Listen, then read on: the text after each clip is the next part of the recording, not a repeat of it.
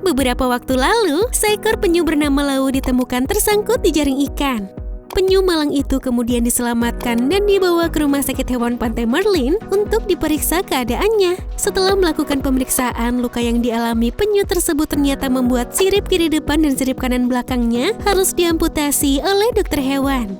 Atas kejadian tersebut, hewan langka yang dilindungi itu kemudian dibawa ke pusat rehabilitasi penyu Cairns di Pulau Fitzroy, Australia untuk melakukan rehabilitasi total, termasuk untuk mulai belajar berenang lagi.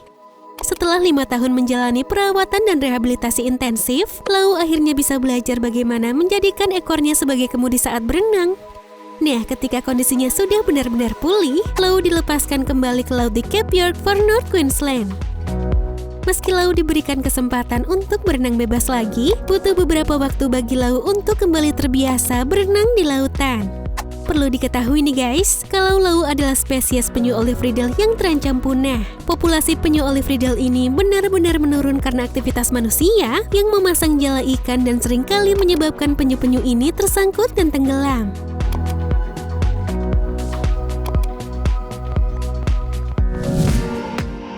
Selain Lau, ada seekor penyu di Thailand bernama Goody yang juga kehilangan sirip kirinya karena terjerat oleh jaring ikan.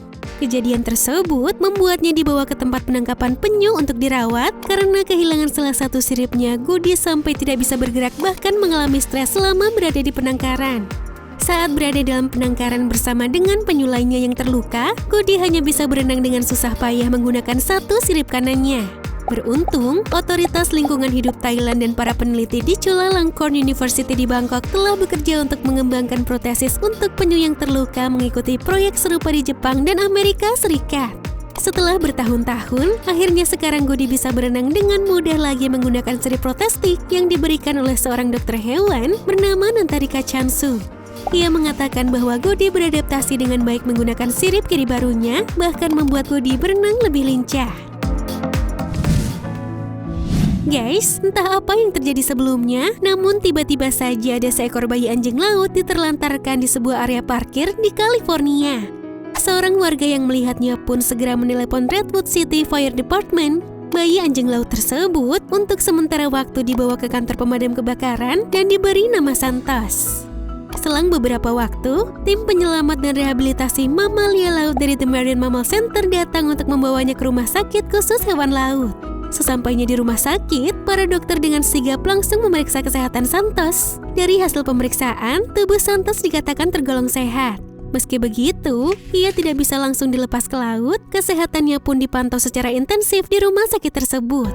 Setelah 3 minggu dirawat, akhirnya kondisi Santos dinyatakan telah sepenuhnya pulih dan siap dilepas kembali ke habitatnya. Kalian lihat aja tuh, saat para relawan melepaskan Santos untuk kembali ke laut dari kandangnya, dengan sangat bersemangat, ia langsung berlari menuju lautan.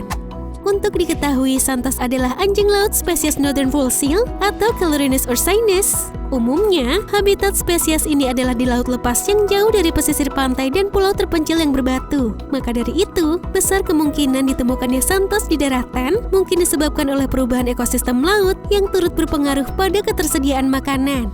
Akibatnya, mereka terpaksa berenang dari habitat aslinya. Selain faktor alam, keberadaan manusia di sekitar mereka juga turut mengganggu naluri alamiah mereka.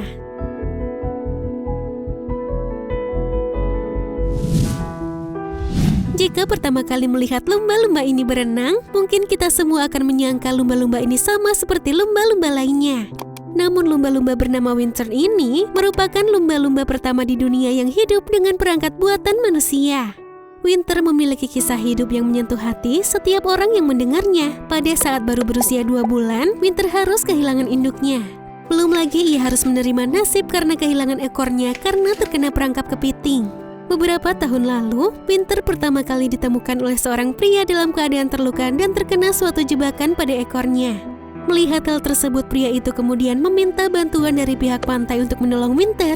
Hingga pada akhirnya, perangkap tersebut berhasil dilepaskan dari badan Winter. Namun sayangnya ekor Winter sudah dalam keadaan yang sangat parah, sehingga diharuskan untuk diamputasi. Setelah diamputasi, keadaan Winter sangat memprihatinkan. Dia kesulitan berenang karena hanya mengandalkan sayap kiri dan kanannya.